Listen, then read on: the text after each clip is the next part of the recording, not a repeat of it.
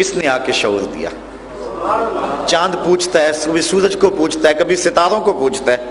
آپ نے علماء سے سنا، حضرت حلیمہ سعدیہ سلام اللہ علیہا فرماتی کہ میں نے حضور کے ہاتھ پہ ایک دھاگا باندھا اور وہ دھاگا تھوڑا سا سختی سے بندھ گیا، اور میں نے کیا دیکھا کہ حضور کی انگلی جنبش کر رہی ہے، اور جدھر انگلی جاتی ہے چاند ادھر ہی جا رہا ہے۔ یہ جو چاند پہلے دن حضور علیہ السلام کی انگلی پہ رقص کر رہا ہے، اور حضرت آمنہ فرماتی ہیں کہ ستارے اتنے قریب آ گئے کہ مجھے یہ لگا کہ میرے ویڑے میں گر نہ پڑے۔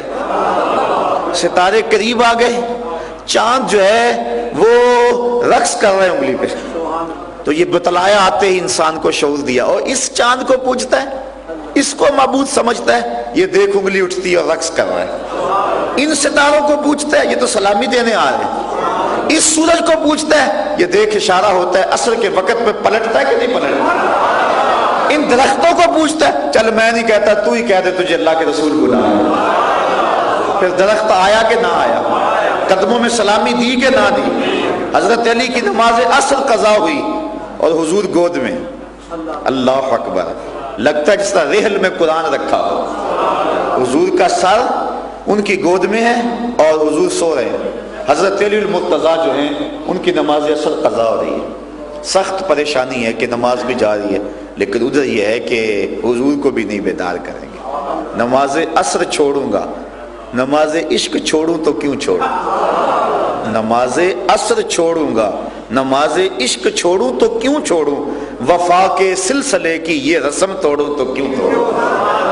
آپ نے سوچا نمازیں گر قضا ہوں پھر ادا ہوں، نگاہوں کی قضائیں کب ادا ہوں۔ یہ جو لطف لے رہا ہوں، یار کو دیکھ رہا ہوں اور اکیلا دیکھ رہا ہوں، کوئی اور ہے بھی نہیں، تو پھر یہ منظر تو دوبارہ نہیں ملے گا۔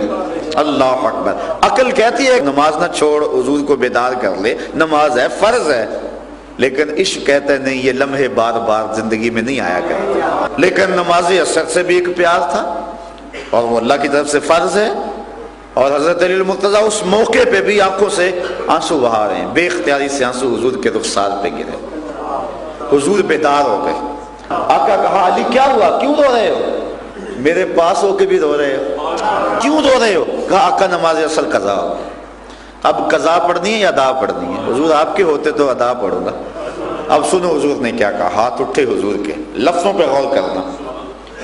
اللہم انا عبدک علی کان فی طاعتک و طاعت نبیک فردد علیہ الشمس او کما قال۔ اے اللہ تیرا بندہ علی تیری فرما برداری میں لگا ہوا تھا، تیرے نبی کی فرما برداری میں لگا ہوا تھا، مالک سورج واپس کر دے۔ یہ لفظ ہیں۔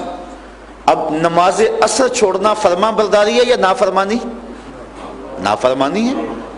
اب حضور نے یہ نہیں کہا کہ اے اللہ علی سے غلطی ہو گئی، چل میرے لیے ہوئی تو معاف کر دے، لیکن یہ نہیں کہا کہ اللہم انا عبدک علی کان فی طاعتک، اے اللہ بے شک تیرا بندہ علی تیری فرما برداری میں لگا ہوا تھا، وطاعت نبی کا، اور تیری نبی کی فرما برداری میں لگا ہوا۔ نماز چھوڑنا تو نافرمانی ہے، لیکن حضور کیا کہہ رہے ہیں، انا عبدک علی کان فی طاعتک، کان فی طاعتک، یہاں استمرار ہے کہ ایک ایک لمحہ تیری عبادت میں تھا، ایک ایک لمحہ تیرے ذکر میں تھا، ایک ایک لمحہ تیری یاد میں تھا، اس کا ایک لمحہ بھی تیرے سے غافل نہیں گزرا، وہ تیری اطاعت میں لگا ہوا تھا اور تیرے محبوب کی اطاعت میں لگا ہوا تھا۔ سورج واپس کر دے، اور صحابی فرماتے ہیں سورج غروب ہو چکا تھا، اور ہم نے کیا دیکھا کہ پہاڑوں کے اوپر پھر چمکنے لگا، پھر دوبارہ روشن ہو گیا۔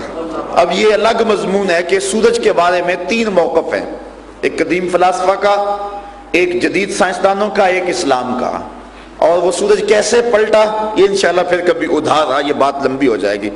تو سورج پلٹ کے عصر کے وقت پہ آیا، اور حضرت علی المرتضیٰ نے ہمیں بتایا اور حضور کی دعا نے ہمیں سبق دیا، ایک طرف نظام مصطفیٰ ہو اور ایک طرف مقام مصطفیٰ ہو۔ تو جب حالات ایسے بن جائیں ان میں سے ایک کو آپ بچا سکتے ہیں تو کہا نظام بعد میں دیکھیں گے، پہلے مقام کو بچائیں، مقام کا تحفظ پہلے ہوگا۔ تو کہا بے شک یہ تیری فرما برداری میں لگا ہوا تھا۔